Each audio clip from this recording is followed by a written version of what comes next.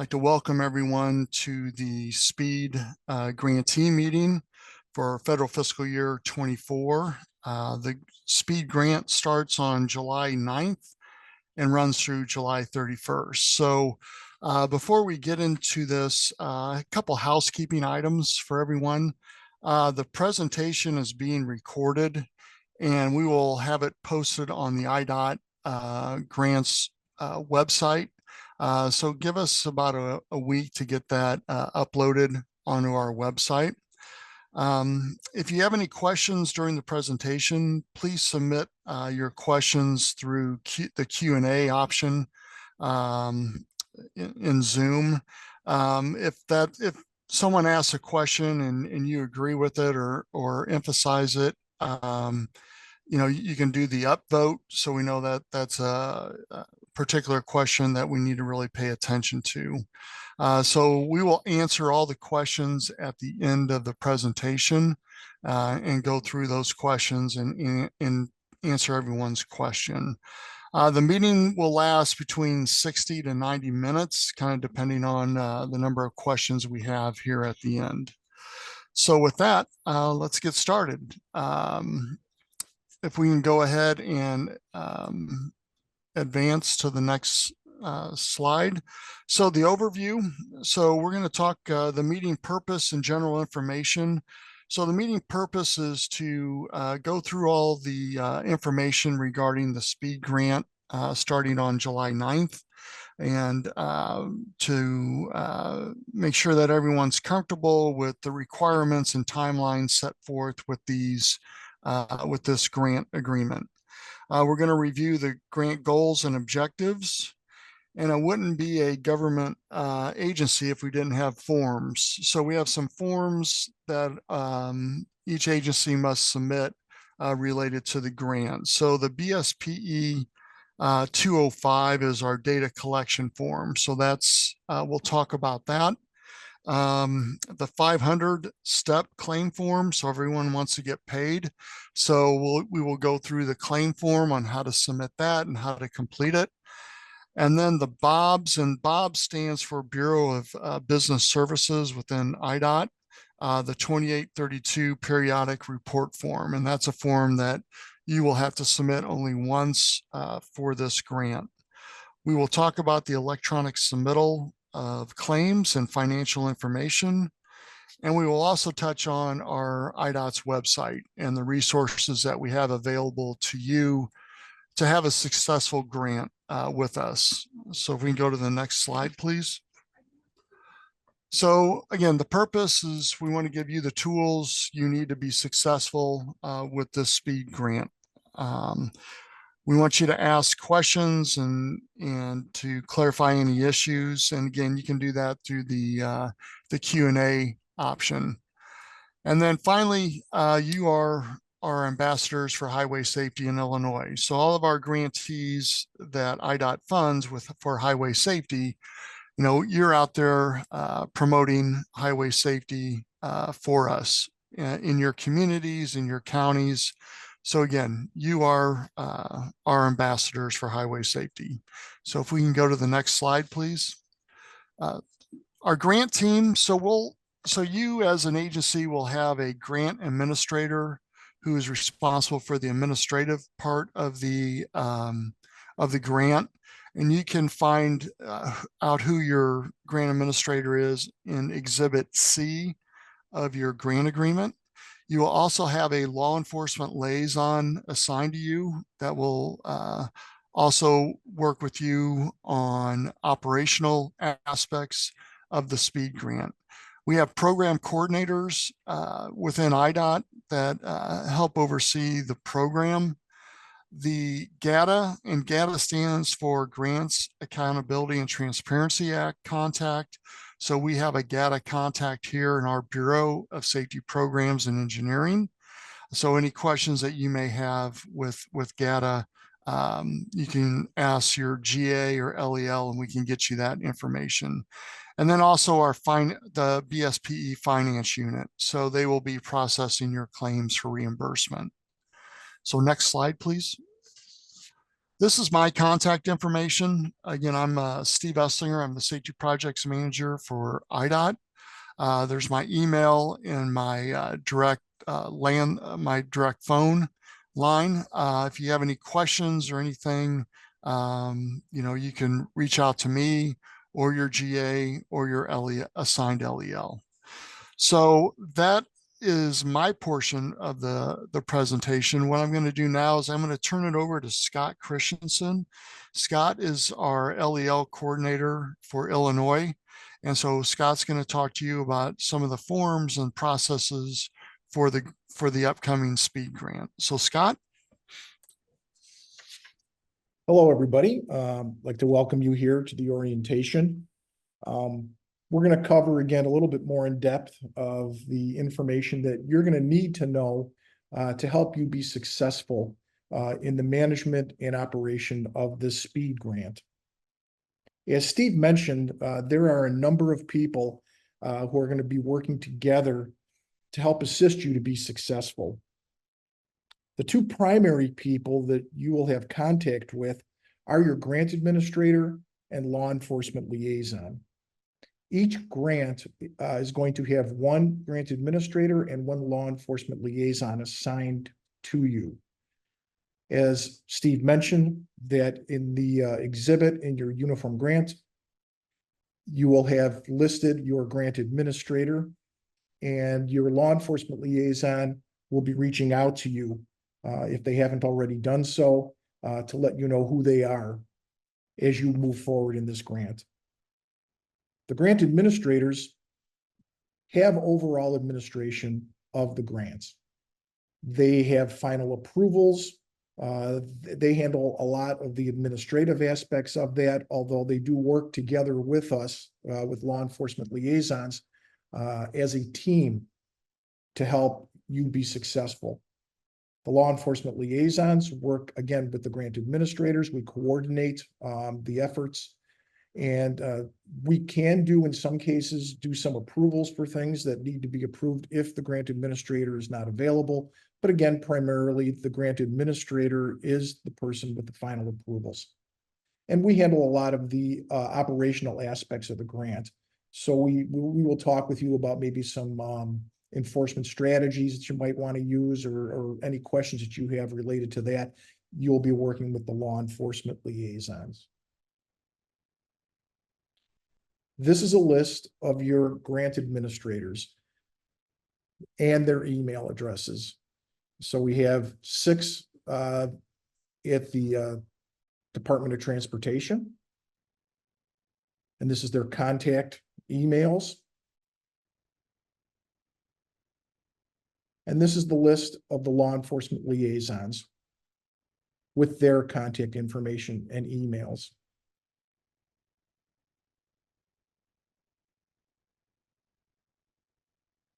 So let's take a look at the SPEED grant overview and take a look at some of the goals and objectives that the grant has. Today, primarily, we will be going over the information in this orientation meeting checklist. And this checklist is required to be completed. And as we move forward today through this orientation, this is what we're going to use as our guide. These were sent out along with some of the other forms to all of you. If you've printed them out, you can use those blank forms to follow along today as we go through each one of the forms and talk about them.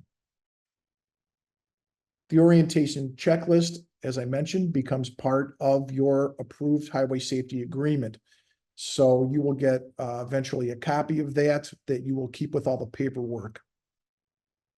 Included in your uniform grant agreement is a project number. That project number will be an HS-24, and then you will have that number, a 4-digit number assigned to you. That is indicated on your grant agreement. We would like you to use that number in any and all correspondence that you have with your law enforcement liaisons, grant administrators, or anybody else, so that we can identify exactly who you are. All questions must be directed to your grant administrator and LEL initially. So if you do have a question, at the beginning, do not send it to Steve Esslinger. Send it to your grant administrator, send it to your law enforcement liaison. And in your email, if you would also CC the law enforcement liaison or grant administrator, so that they're included in that contact and question that you might have. One of the important things that happens is that there's a chance that your authorizing representative and or your project director may be reassigned at some point during this grant period. If that does happen, we need you to notify us immediately. Send an email to your grant administrator with a CC to your law enforcement liaison. That notification should go directly to the GA. That way, at least if there was a reason for us to contact you, we could then be in contact with the correct person to help get an answer or get some information that we require. One of the things that is also required with this grant is that you provide your department's seatbelt use policy.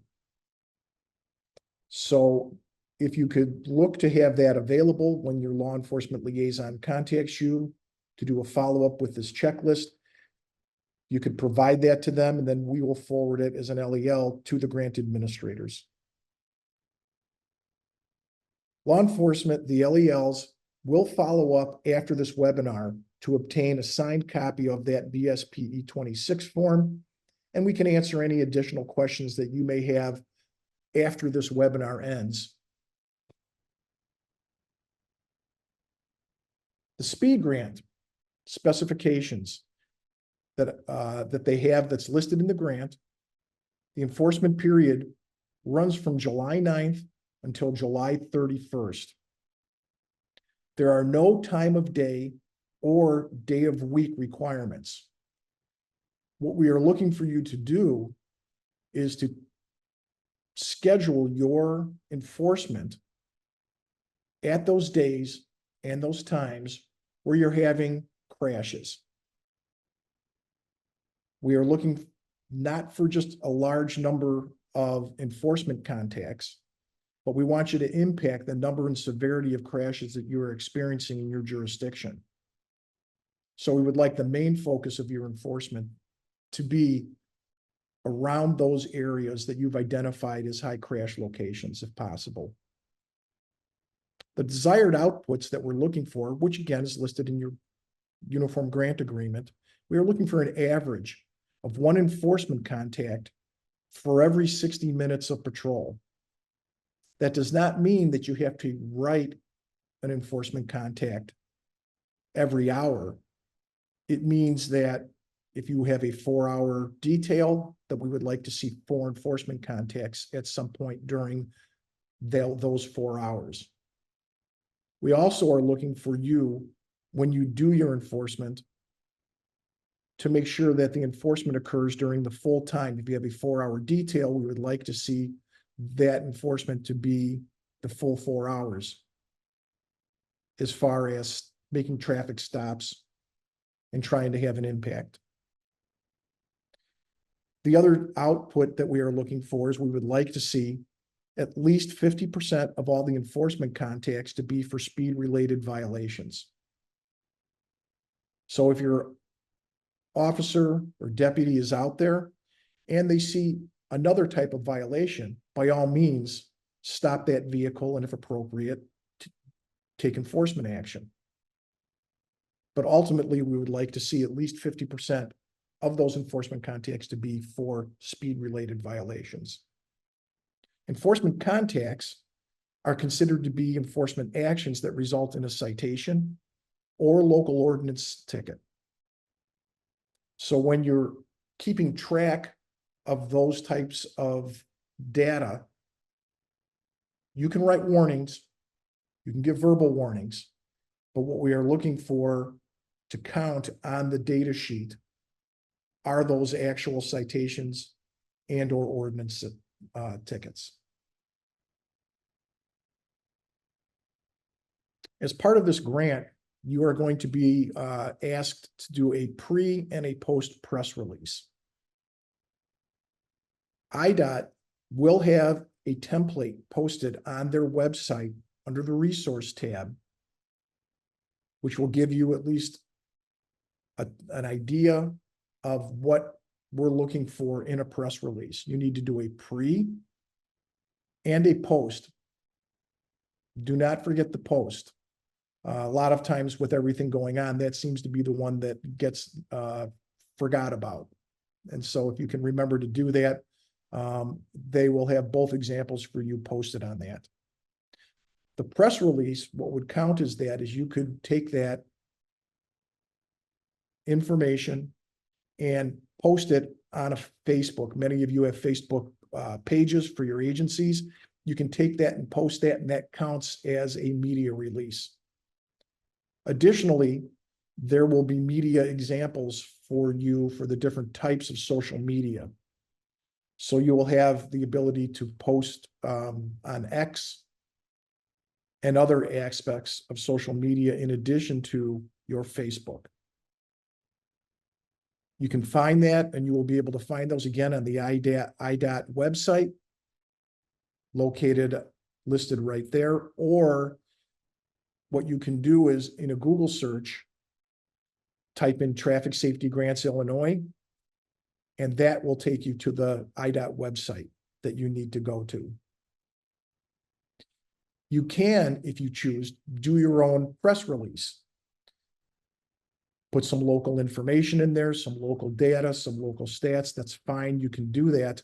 But we want you to include a credit line for IDOT to say that this enforcement was funded in part or all by the IDOT speed grant.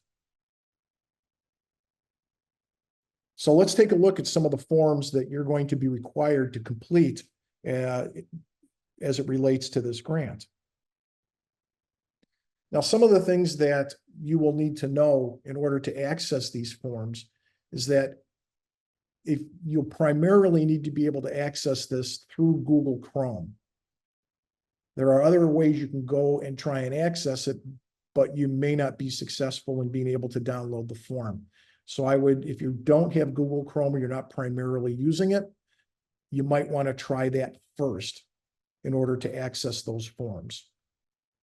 Again, you can go to Traffic Safety Grants Illinois. That will take you to the website you need to. And then there will be a total of 3 forms that you will need to complete. The first form is the BSPE 205. That's a mobile data collection form, and it was revised 1/18/24. You'll notice those dates.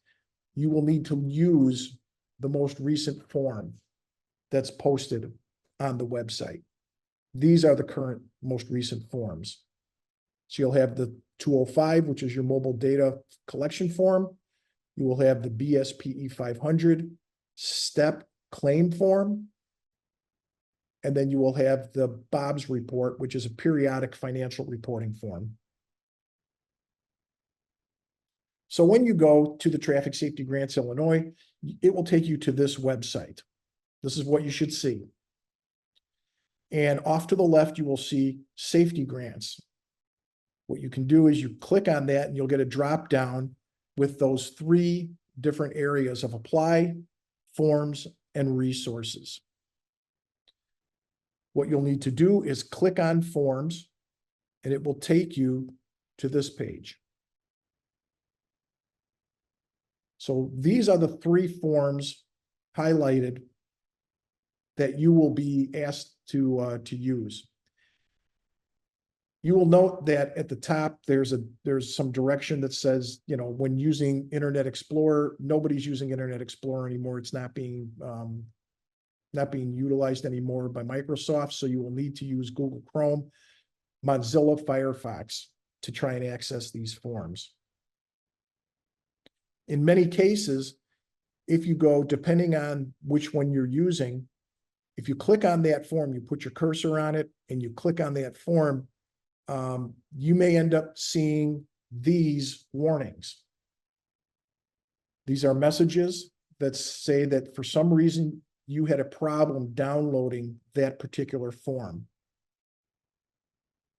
In the notification on the left, it gives an indication that you may not have the most up-to-date version of Adobe Reader for your computer. What we have found is that in most cases is that that's not an IT problem with your agency or your village or county. You may also get the notification on the lower right, which talks about different ways you can use toolbars to try and download the forms. The workaround, in many cases that has worked for a lot of people, is to take your cursor, hover it over the form number that you want, and right click. If you right click it, you will get a drop down that looks similar to this, depending on what you're using. What you can do then is click on the download file or download file link as, and save it to your desktop. Once it's on your desktop, you'll be able to go to it, double click it, and it should open up for you. If for some reason that this doesn't work for you, you can contact your grant administrator or law enforcement liaison, and we can see what we can do to send you a form to you in an email. But in most cases, this has seemed to work for everybody. You should have no problem if you can't download it directly by using this workaround. So let's look at the BSPE 205 form. So what is this form? The BSPE 205 form is a form that is our data collection form. It's a tracker and evaluation tool for your enforcement activity.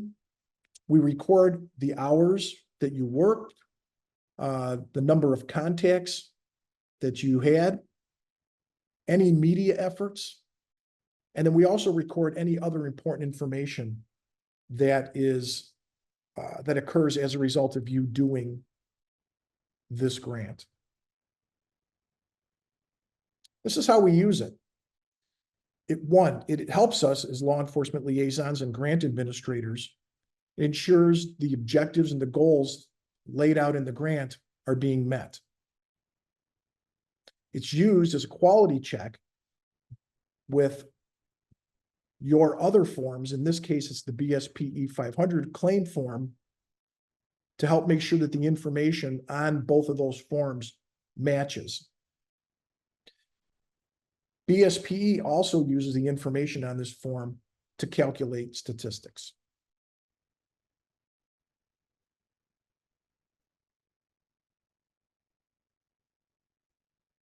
So what does this form look like? This is what you're going to see when if you haven't already downloaded it, this is what the BSPE looks like. It has agency and campaign information that you're going to need to input, hours, the number of vehicles stopped, enforcement contacts, any arrests that are made, your media outreach, and any additional comments that you may have related to this. There's also at the very bottom a place for you to type in the name of the project director and or authorizing representative. So let's look at the first top half of the BSPE 205. So as you can see here, the form has a number of different areas. As you can see at the top where it says the project number, that will be your HS-24 and then whatever your number is right there. You have your agency name, the person who's submitting this form. One of the important things this form does is it functions for 2 fiscal grant years. So one of the things you want to make sure you do is there's slight differences between those 2 different year forms, and you'll need to make sure you're using the correct fiscal year form. So at the very top, you'll see an FFY. There'll be a drop down that you can click on and then select FFY 24, which is the current grant year. You will indicate in the right-hand side over there, to and from, those are the dates of the campaign. not the dates that you did your enforcement, but the dates of the campaign. And then you'll also see with patrol hours that what this form does is it will add to the right your total daytime hours when you input that, and nighttime hours down to the bottom where you get a total hour combined between that. The bottom half of the BSPE 205 is your data portion of the form. So what we are looking for there is, these are the anchor areas that we would like you to make sure that you keep track of. They are occupant protection, impaired driving, anything, arrests that you make as a result of that. Speed, obviously, any distracted driving that you write, and then any traffic arrests, which considered suspended, revokes, no driver's license, criminal arrests, which include misdemeanors, felonies, and any warrants or fugitives that you arrest. All other enforcement contacts, citations, tickets that do not fall into those categories will be logged into the other enforcement contact area. In regards to your media, obviously, you know you have to do a pre and a post press release. You can do additional social media postings related to this enforcement period. If you have any handouts or flyers, and in some cases, you know, there may be local radio stations that want to interview you or that you can reach out and do. Marquees, anything that you do on your own, we'd like to see you track that.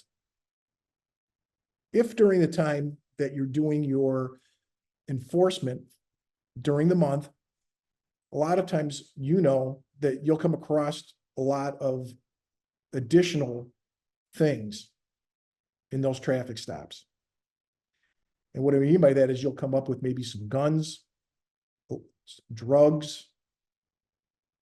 We've had instances where people have had people wanted out of Interpol. We want to know about those incidents, any significant arrests that result from the traffic stop. You get somebody with burglary tools, and subsequent to that, you find out that those people were involved in burglaries. We want to know about that. So please make sure you put that in there. The BSPE 205 form is due 14 days after the end of the campaign, in this case, August 15th. What you're going to need to do is, when you complete the form, you're going to send it electronically.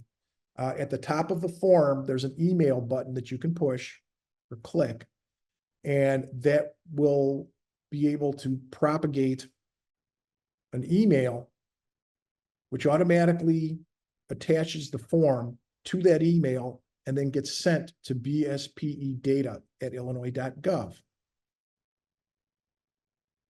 For some reason, if you're unable to do that or use it, that button, you can go ahead and on your own, from your own email, send it to that dot.bspedata email and send it that way. We want you to make sure that you CC your law enforcement liaison, that you've in fact completed that. We, as law enforcement liaisons, will look at that and make sure that everything looks good. And that if there's any problems that we can identify, we can correct it right away. Your grant administrators will be able to access that form through the BSPE data portal. So there's no need to send it to them and to the law enforcement liaison. They will access it through the BSPE data.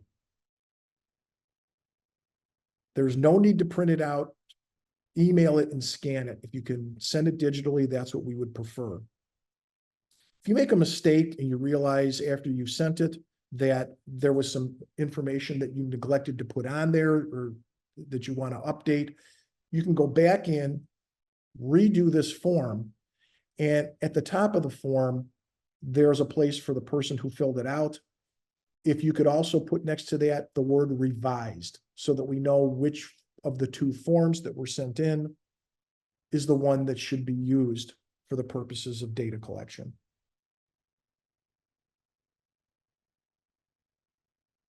I'd now like to go over the BSPE 500 form with you.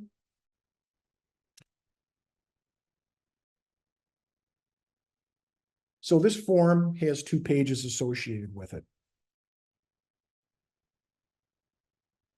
It has a front cover page, which has a lot of the basic information that you've included in your 205 report, and a second page where you will log the employee, the dates that they worked, and information for your reimbursement.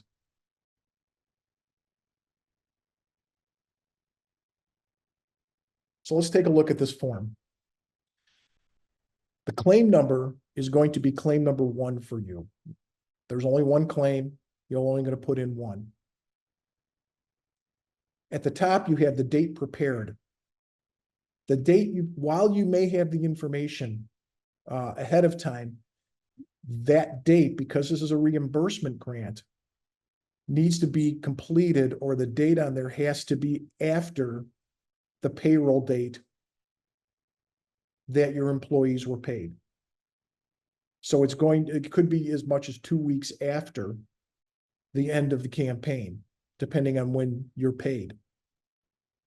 So make sure that that date in there is after that. If it's before that payroll date, you may have to redo that. Next to that, you have the fiscal year. You'll have an option for 2. Make sure you click FFY 24. You'll have obviously your reporting agency, your project number, who prepared it. The address on your claim on this form needs to be the address that's on your uniform grant agreement. So in some cases, that address might be different from the police department's address. If you use the village's address, that has to be the village's address. Whatever it says on your UGA, that's what needs to be printed in there. For the campaigns, you're going to click that arrow to the right, and you're going to have an option of a number of campaigns. This form is used not only for the speed campaign, but also for the year-long step. So initially, what you're going to see when you click on that is you're going to see a lot of the campaigns for the STEP grant. Scroll all the way down to the bottom and you will find the speed awareness campaign. Click on that. That will propagate in the campaign. The enforcement type then, when you click on that, will be speed enforcement. Next to that, you have the eligibility use code. That code automatically fills in when you click in the enforcement type in the campaign, so you don't have to worry about where to find that. It will automatically happen.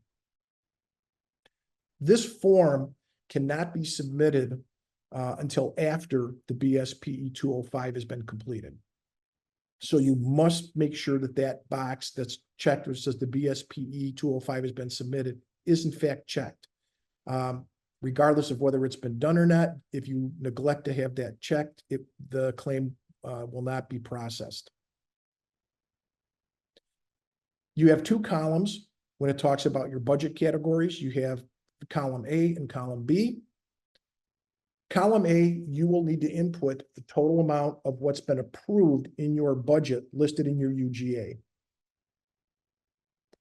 Column B autofills from page 2 with the amount of money that was spent for the campaign. You will need to check the certification box, and then the project director and or authorizing rep will need to digitally sign your claim. Do not sign the digitally signature until the form is complete. For those of you that are aware of this, that when you digitally sign something, it time and date stamps the signature, so that if that doesn't match, if that's time and date stamped prior to the payroll date, that will be in conflict, that you filled it out and completed it prior to the payroll date. So make sure that it's signed and or the date at the top are after payroll. Again, you want to skip this section until you're ready to finalize your claim and send it in. Once you're ready to sign, you check the certification box, digitally sign it. Now, if for some reason you have not set this up, check with your local agency on how you can set up a digital signature. Your IT people or somebody within your agency should be able to help you out with that. If you want, BSPE has a PowerPoint presentation on how to set up a digital signature in lieu of the fact if your IT people aren't available for you to check with. That again would be at that Traffic Safety Grants Illinois website under the resource tab. So at the bottom of the BSPE 500 form, there's a state use only section that you will not have to fill anything out on. But there is a bit of information on there that is important to you, and that is total claim hours. When you fill out the form and you have all of the employee forms and hours filled out, it will auto add to this first page. Make sure that this number matches what is listed in total hours on your BSPE 205 form. If it doesn't match, figure out where the problem is. Either you didn't add it up right on one or the other form, but these two numbers have to match in order for your claim to be processed.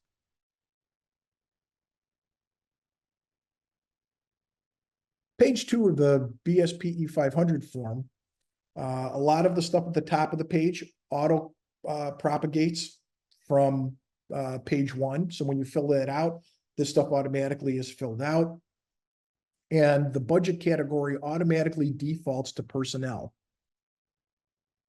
That first column, you'll enter the officer or deputy's name, who was working the enforcement. And you will put in the dates they worked. So if the officer worked in this example, Officer Smith worked from the 10th through the 29th, that's what you'll put in there. You'll have the other deputy that she worked from the 12th through the 18th. You're going to bookend the dates the officer worked. And this is regardless of how many details the officers worked during that time frame. They could have worked 5 or 6 different details. You will just bookend it. There will only be one entry for that employee. After that, you'll put in the hourly rate that employee was making. One of the things that I want to remind you is that you may have worked with a law enforcement liaison on a enforcement strategy worksheet where you made an assumption of a time and a half rate. Do not use that time and a half rate on your enforcement strategy worksheet. You will use the actual officer's time and a half that they actually earned. You will then put in for the total claims, the total hours for that bookend time frame. That will automatically calculate in the federal amount. And then you'll have the payroll date that that officer was paid. The only time you'll notice that if an officer or deputy received comp time in lieu of cash or salary, then we want you to put the word comp so that we know that that's how they were reimbursed for the hours that they worked.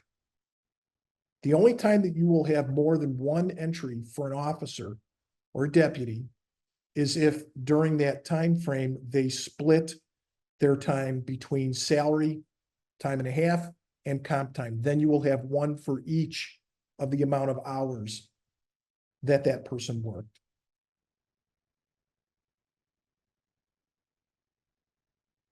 So you'll have only one entry for each person. There's the total hours. All of this will then auto add on the form to the bottom of the page. So you'll see we have a total of 14 hours of claims between those two examples. It adds at the bottom of the page 14 and takes the total amount of money that they were reimbursed in cash. If for some reason your pay date, your payroll, goes over 2 payroll periods, we want you to use the latter payroll period. So even though they got paid on the 15th, if they got paid on the 1st, we want the 1st for the following month to be what's located, to what's indicated on the form. One of the other things that may happen, depending on how your pay raises are set up, is that an officer or deputy may receive a COLA pay raise at some point during this enforcement period. That would be another instance where you would have 2 entries for that employee, even if it was just straight comp time or straight salary time and a half. If there's a different rate, hourly rate for that person, then you'll have 2 entries for them. And again, everything else will auto-calculate for you.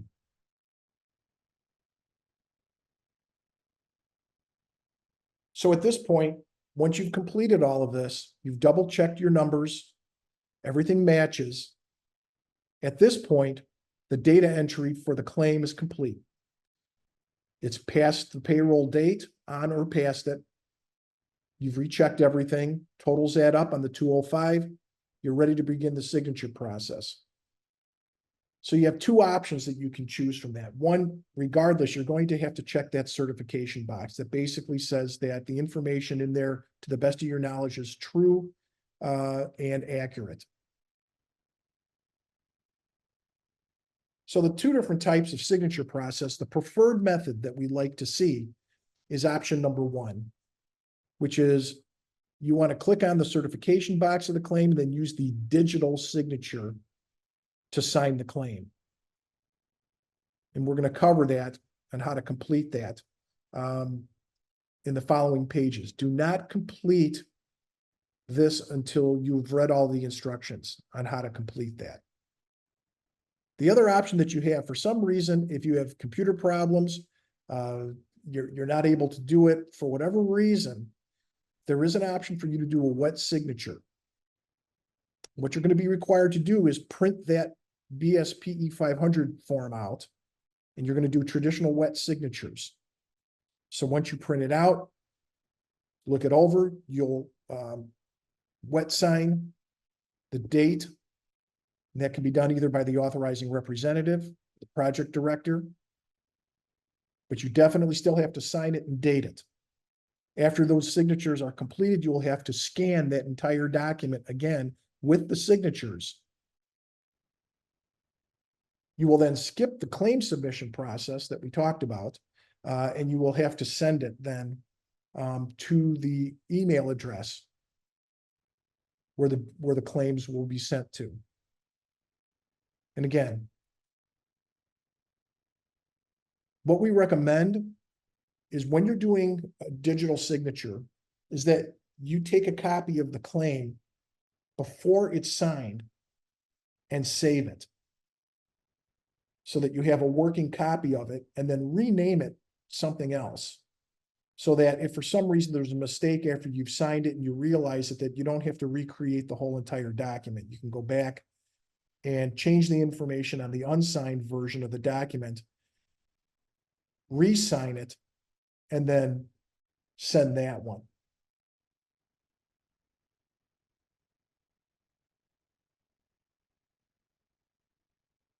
Again, save a copy, use a different file name. When you scroll to the top, when you hit the email button at the top after you digitally signed it, just like the BSPE 205, it will auto-propagate an email for you with the form that automatically is attached to it. Once you do this, though, nothing can be changed on the form. You know, again, this is why it's a good idea for you to save the form before you have the signatures in case something needs to be changed. After the form locks, again, an email box will auto-generate. The claims email will go to BSPE claims. So it's 2 different email addresses. It's not data. Data goes to data, claims goes to claims. The subject line on the digital version will auto-populate the information in the claim. The form itself will automatically attach to the email. And at this time, if you have any issues or information that you want to provide, you can put that in the email to bring attention to a certain aspect of it that you want them to know about. And then you can hit submit and it will get sent.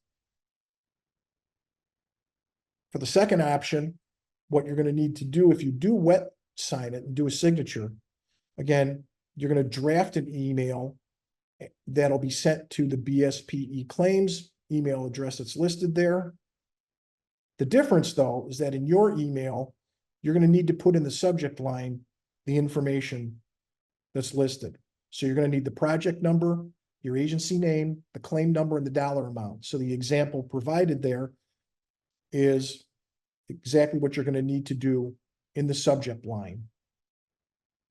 You're then going to need to rename that scanned, signed PDF, and you're going to name it the same way, where it's going to be the same project number, your agency name, the claim number, and then the amount of money. That is what you're going to need to name the scanned PDF. You then attach that claim, any other supporting documents that you might be required to put in there, and then you will then submit that to the BSPE claims website. So what happens once you receive it or once you send it? What's going to happen is you will get an email acknowledging that it's auto-generated from claims back to your email that they received your claim. If for some reason you do not receive this response, you need to contact your grant administrator. That, again, your grant administrator is located in your UGA under Exhibit C under the grant agreement. Let them know that for some reason you didn't get it. There's any number of reasons why you may or may not receive that, but we do need to know that you did not get it, because there's a possibility that at some point when you sent it, it wasn't received. And so rather than trying to figure that out 6 weeks down the road, we can address any issues that occur now. BSPE is now beginning processing the claim at this point once they receive it. If there's any questions, this will be done through your grant administrator. If there's any questions that they have, issues, problems that they find in any of your BSPE 205 or your claim, they will reach out to you to confirm or correct any issues that they may find when they're processing your claim. If your agency hasn't received a payment within 60 days, you should contact your grant administrator for confirmation. So put that in your calendar, have a little reminder so that, when 60 days hit, that you go check to see either with your finance people or whoever within your agency to find out whether you've been paid or not. Reimbursement takes between 4 and 6 weeks after submittal if your claim is correct. So once your claim is reviewed by your grant administrator and it's put forward to go to the comptrollers, once a comptroller receives it, again, it takes about 4 to 6 weeks if there's no problem. We've listed the comptroller's website down there. If you should get a question from your finance people regarding, hey, where's the payment? We haven't gotten it. That is the website that they can go to and check to see if your claim has been paid or what the process is for that. We've had in the past a few occasions where the finance people misinterpreted the claim reimbursement and thought it was something else from the state. And so by working with this and going through and checking, they were able to determine that in fact, the claim was paid and that what they thought maybe it was motor fuel or something. And it wasn't, it was actually this, but this is an email that they can go to confirm the status of the claim. Again, if you're right away, you get your claim submitted. We have a number of claims that get processed. that if you're the first or second that gets submitted, you'll be the first and second that gets processed. If you're later in getting your claim submitted, it could take longer. So if you get it in right away, you'll get paid right away. So the last form that we're going to look at here is the BOBS 2832. This is a financial reporting form. So this form is due 30 days after the end of the campaign. This is a one and done. This, you only have to do it once. And it's an example. We have an example of how to complete this form, and it's in the resource section on the IDOT webpage. If when you're trying to fill this out, you have problems or questions, you can give your grant administrator a call and they will be able to assist you with any questions or assistance with that. Just give them an email. That's probably the best way to get a hold of them, and then they can work with you to get it done. If for some reason the grant administrator isn't available, we work with them. We can possibly help you with whatever questions you may have if for some reason the grant administrator is not available. So this is what the form looks like. A lot of the information that's on this form is and was indicated in your grant application. So some of the information that, looks like there's a lot there, but you've already got this information. When you filled out the application, you needed it to do it and submit it. So you have the information that's there, but this is what the form looks like. It's a multiple page form. This is the template exemplar form that you will find on the BSPE IDOT website. As with the other forms, your grantee name is going to be your agency's name listed on the UGA, whatever it says. If it's the city of, it's the village of, the county of, then that's what you need to put there. If it's an actual police department's agency's name, then you'll have to put that there. Grant number, that's located on page 1 of your grant agreement. The money for a check. Okay. There's a section there for number 3, which is DUNS. Leave that blank. The UEI number, unique identity identifier, has replaced the DUNS number and they haven't removed it from the form. So just leave that blank. All of the other information and data that you need, we've indicated on there where you can find it on your UGA, what article and section number it is. But again, you can go to your application. If you saved a copy of it, you can also find the information there. And ultimately, you can contact your finance person who will also have this information, which will be able to help you with. Your grant agreement period is going to be the period of the claim or the grant. It's a final report. And then again, the date prepared.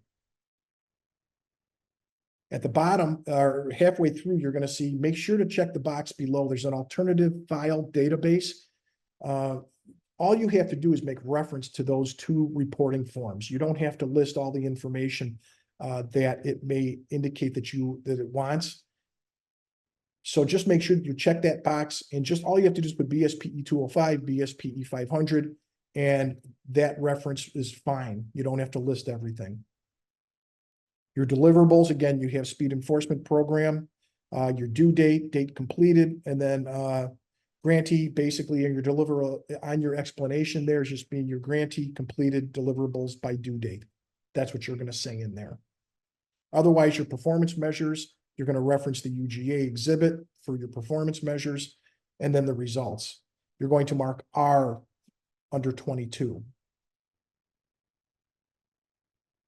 The second page of the BOBS is basically, depending on which box you check, will depend on what you put in the information box at the bottom or underneath that sections.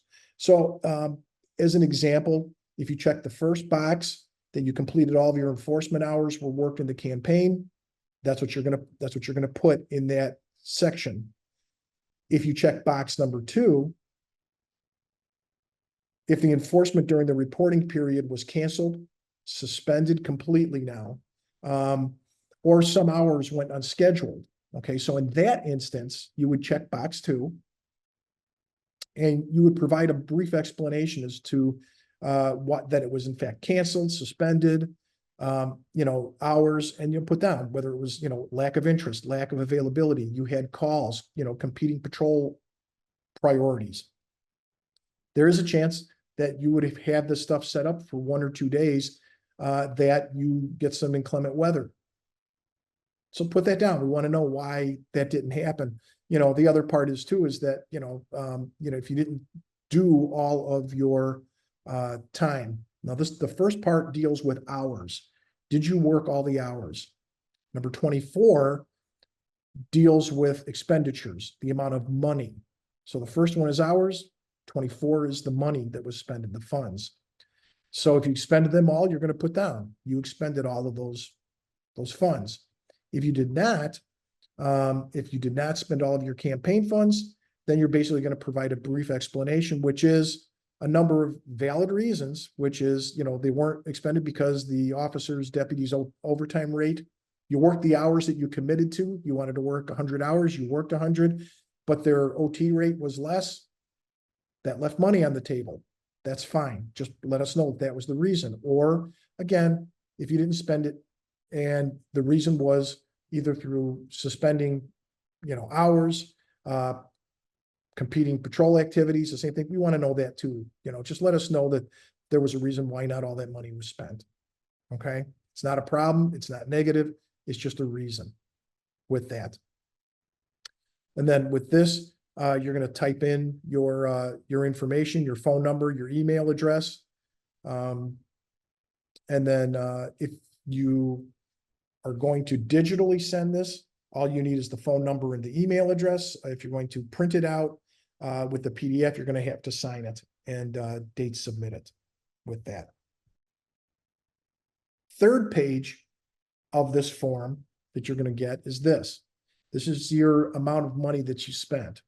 So really under personnel, you're going to have approved budget. So that's whatever the amount you're going to log in there. And then you're going to type in the amount of money that was that you're asking for in your claim. The form will automatically calculate the remaining balance and the percentage. You don't have to do math. So it automatically does it for the third page of that form.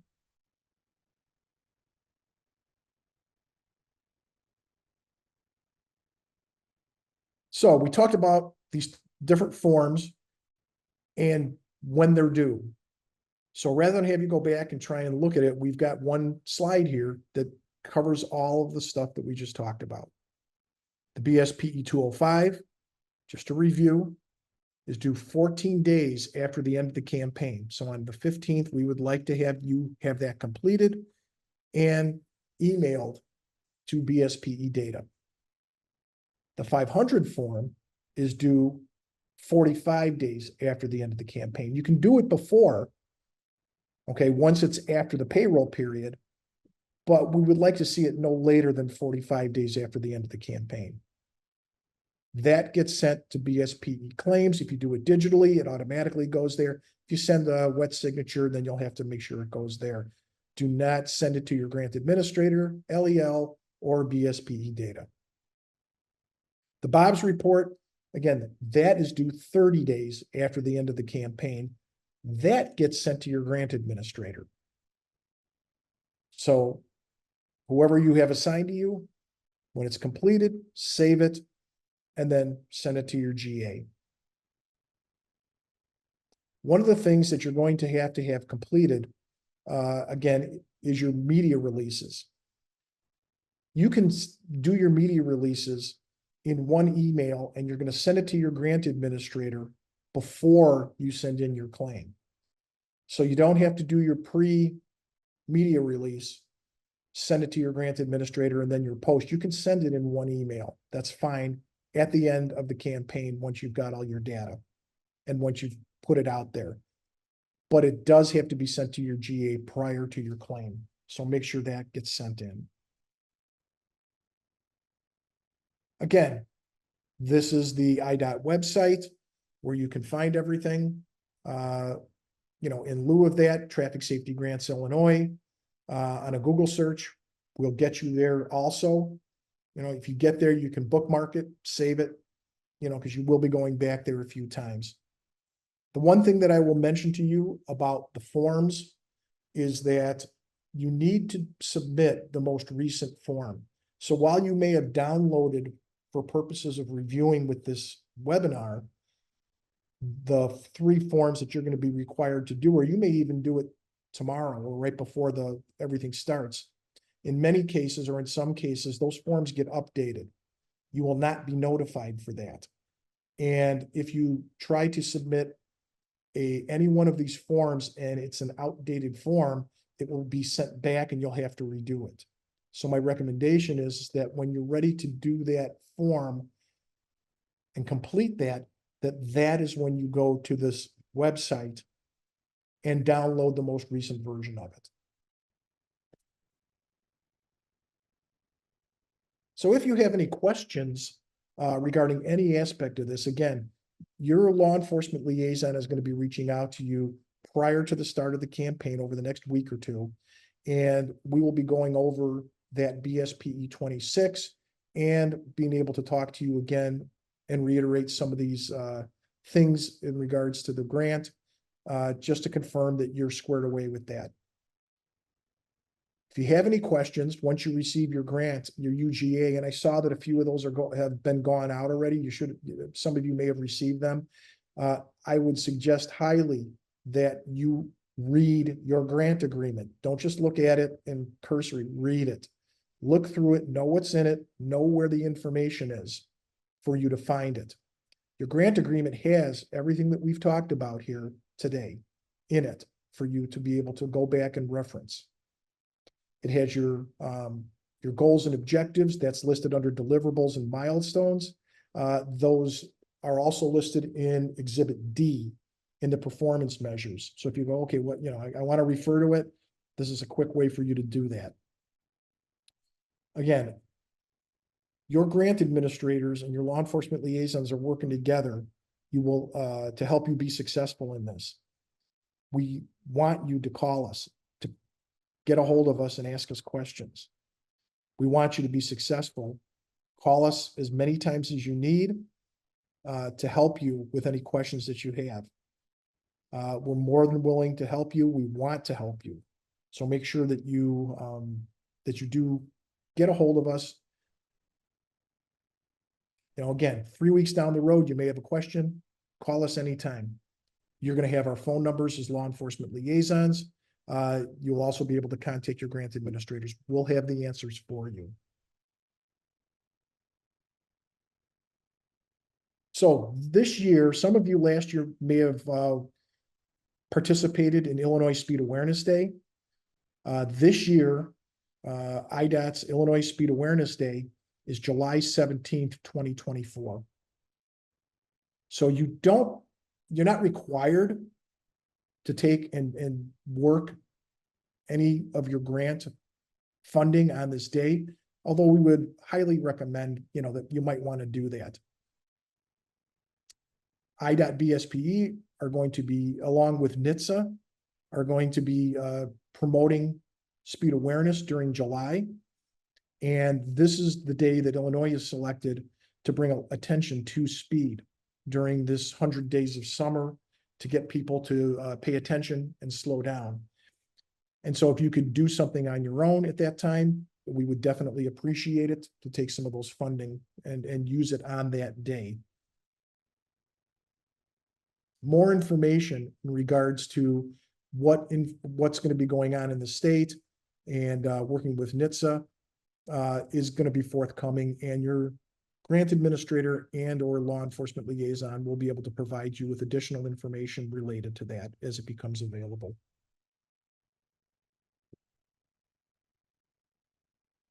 So at this point, what we'd like to do is answer any questions that you may have related to the presentation and or the grant. And so I think what we'll do, we'll see, we've got a question here in the Q&A. It says, on the BSPE 205 form, if a law enforcement contact traffic stop results in multiple citations, do we only count that as one contact in the categories or count all the citations in their respective categories? That's a very good question. So a lot of times, the terminology that's being used now on these forms has a little bit different definition than what law enforcement typically looks at when they talk about enforcement contacts. So we are tracking enforcement contacts, which are citations, which are local ordinance tickets where the citation has a fine and administrative option to it. That is what we're looking for. That is what you're going to track. So as an example, if you're out there doing speed enforcement and you make an impaired driving arrest as a result of that, you're going to have multiple citations. You will have one arrest for the impaired driving. If the per se ticket, if they blow and you have a per se ticket, that would go under the other category. That's not two DUIs, even though technically that could be considered an arrest. It's one incident, one DUI, and then all the other tickets are then listed in the categories on the 205 report. And if it's not a specific citation, that it goes in the other category. So you got 4 citations, one of which is an impaired driving arrest. That's the citation, that becomes the arrest. The 3 other citations associated with that either go into occupant protection, speed, distracted, or other with that. Does anybody else have any other questions? Because that seems to be the only one right now in the Q&A. If you go to the Q&A and you click on that, you'll be able to type it in.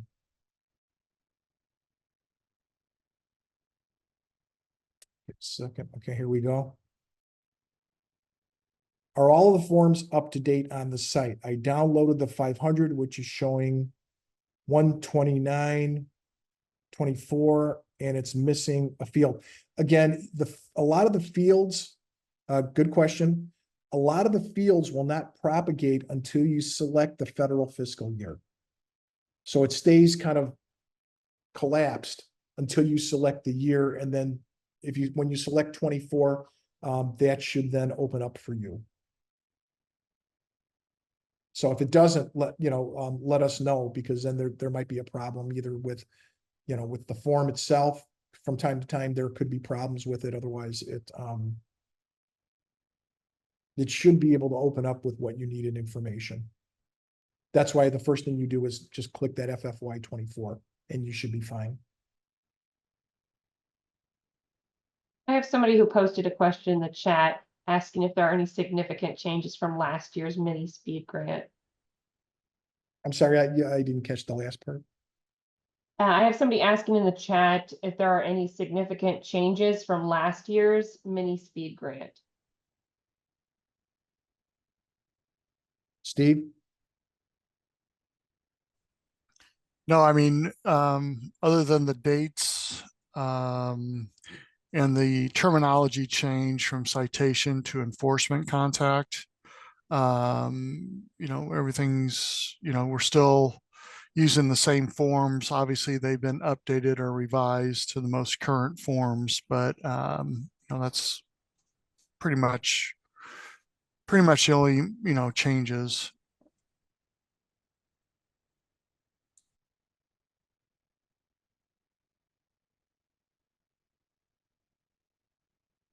Again, here we go. We have another one. Okay, if an officer writes a DUI during the detail and does not beat the number of contacts per hour, will that qualify for a not all performance cut? No. Basically, that if an officer, again, the contacts, you could stop somebody and write them 1 or 2 citations. If you have an arrest, what we do on our end is that the hours that we compare the rate and determine the ratios of what the officers are, whether they met that goal or objective. What they do is they take off, in this case, a DUI. If you worked 20 total hours, but in those 20 hours you had made an impaired driving arrest, then there's a 2 hour, even though we know sometimes it takes longer, there's a 2 hour accommodation that the total citations would be looked at from how many were written over 18 hours as opposed to 20 hours. So if there's a traffic arrest, if there's something that pulls you away, again, this is what we're hoping for, for you guys to get to with that. We look at collectively all of your officers or deputies' work for the entire campaign so that we understand, as law enforcement liaisons, we're all retired law enforcement. And so we understand that sometimes you go out there and you're not going to necessarily find violations that rise to the level of a citation. So you may go out there for 4 hours and maybe you only are able to have 3 enforcement contacts / citations. We understand that. We're going to look at the totality of all your officers and deputies' work for the grant, so that if you have a day or two or an officer that didn't quite meet those goals and objectives, but you had in another case, collectively as a group or agency, you did more than what was required. That's what we look at. We don't look at individuals per se with that. Now it's incumbent upon you as a project director to pay attention to what work your officers are doing. And that if you see early on that you have officers that maybe didn't quite understand the goals and objectives, that you might want to reinforce those with those officers or deputies. One of the things that we provide as law enforcement liaisons is we've created an activity sheet that mirrors the type of data that's required to be put into the 205. It's not required. It's a value added thing for you. We can send that to you. If you want to use it, you can. You're not required to, but it's just a value added thing that we've created for you to help you make it easier to keep track of the information and data that your deputies and officers are doing while they're out there.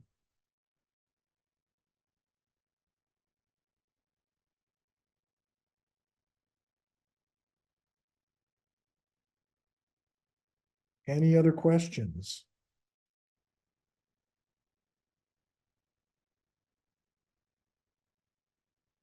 AJ, anything else in Q&A? Nothing else. Okay. With that, on behalf of myself, I'm going to turn it over to. Actually, I think something just popped up just this minute. Okay. Well, then that's good. Unless this was already addressed, can I submit for reimbursement if I go through all my approved funds during the grant period? For example, if I was approved for $20,000 in personnel costs and I end up paying out $22,000, can I submit for reimbursement for the extra $2,000 through IDOT? Steve? Yeah, the answer to that is no. The grant agreement is for 20,000. If you go over, then that's going to be the responsibility of the agency to pick up the difference. So make sure that you're, watching your expenditures during July for the speed grant. But again, we will only pay for the approved amount in the grant agreement.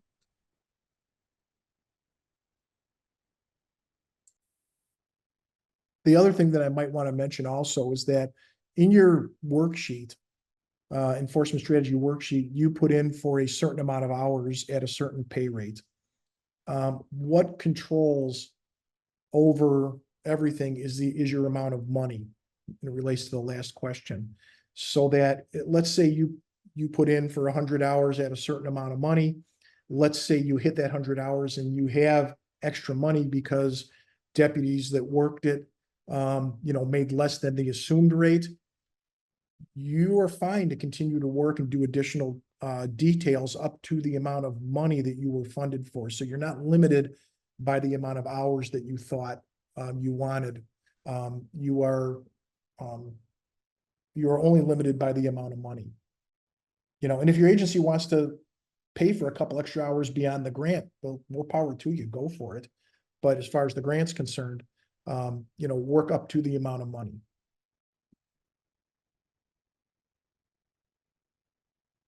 All right, with that, I'll turn it back over to Steve and for conclusion. Thank you, Scott. I want to thank Scott for his presentation and organizing this meeting with the SPEED grantees. So thank you, Scott. Just to close out, we went through a lot of information today. So again, if you have any questions, reach out to your GAs or your assigned LELs. We're here to help you, here to assist you. We want your grant to be successful. And again, we have tools for you to be successful. Scott mentioned during his presentation that BSPE has documents or process documents on our website to assist you when completing a 205 or a 500 and a Bob's 2832. Again, that's on the IDOT website under the resources tab. So those are available to you. And then reminder that the LELs will be reaching out to you to conduct a orientation meeting. That will either be over the phone or in person, just depending on schedules and locations. So that will be completed prior to the July 9th start date. So again, with that, we're going to give you back, looks like 12 minutes. So thank you for participating and applying for a grant through IDOT for the speed enforcement. And we look forward to working with you. Thank you, everyone. Have a good day.